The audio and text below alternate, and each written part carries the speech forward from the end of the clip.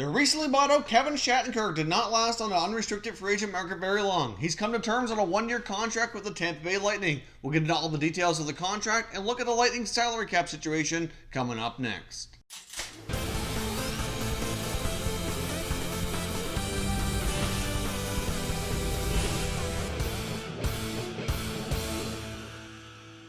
So welcome back here to Top Shelf Hockey. As I mentioned, we have some breaking news from the NHL. Unrestricted free agent Kevin Shattenkirk, who was recently bought out by the New York Rangers for the final 2 years of his contract, has now signed a one-year deal with the Tampa Bay Lightning worth of $1.75 million here. Obviously, that's going to be a pretty good addition for the Lightning. The Lightning have lost a few of their veteran defensemen through free agency, between Anton Stralman and Dan Girardi not returning.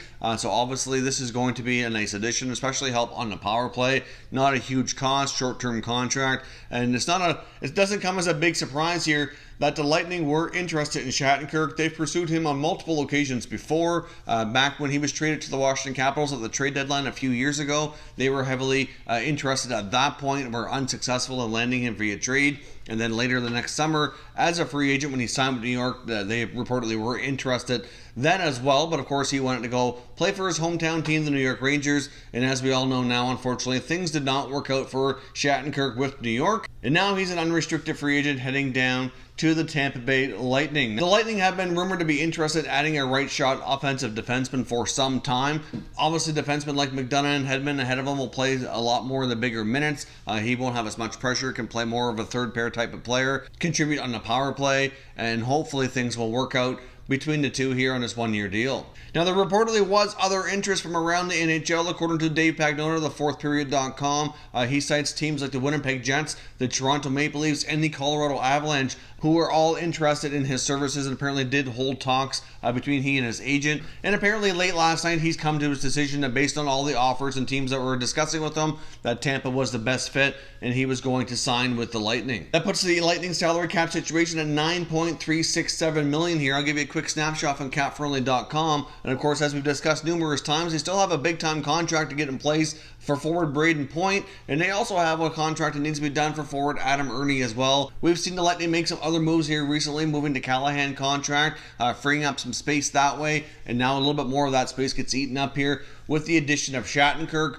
This likely wasn't in the plans for the Lightning, but once the buyout from the Rangers took place and he became available, obviously they had to do a little bit of an adjustment here, and obviously wanted to acquire him to add him to their roster. So we'll have to see what other moves they make. I can't imagine $9 million is going to be enough to get Point and Ernie under contract, but Tampa has been known for getting those bridge contracts in place at really good values. As we've seen in the past, the Lightning have had an exceptional job at getting their top players to sign pretty valuable bridge deals, like the Kucherov deal, which I believe was only around $4.5 million before he signed the much bigger, longer-term contract. So I guess we'll see how the Lightning manage the rest of their space here. We might have to see another move. Obviously, with the addition of a guy like Shattenkirk, that puts a lot of NHL contracts on the blue line on their roster now. That, according to Cap Friendly here, shows them with 9 NHL contracts. One of those being newly signed Luke Witkowski, who's on a 2-year deal at $700K earlier this offseason, but more than likely he will go down to the minors. He would require waivers, but I would assume he likely wouldn't get picked up. They're probably not too concerned about that.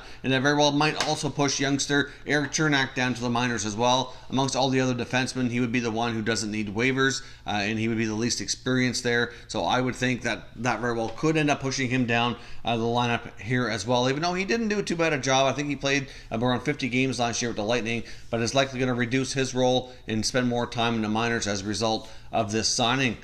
The Tampa Bay Lightning certainly do seem to love themselves some former Ranger defensemen. Obviously, they have McDonough, they've had Dan Girardi, Stralman. It seems like something that happens quite a bit here. Hopefully, this one works out as well as some of the other ones that have here in the past for Shattenkirk and the Tampa Bay Lightning. So, of course, as always, I want to know your thoughts and opinions on this contract. Do you think Tampa made the right move here signing Shattenkirk? Do you think he'll be a good fit? And let me know what you think of the contract and how things will work out. If you're new to the channel, consider subscribing and turning on your notifications so you don't miss any future content.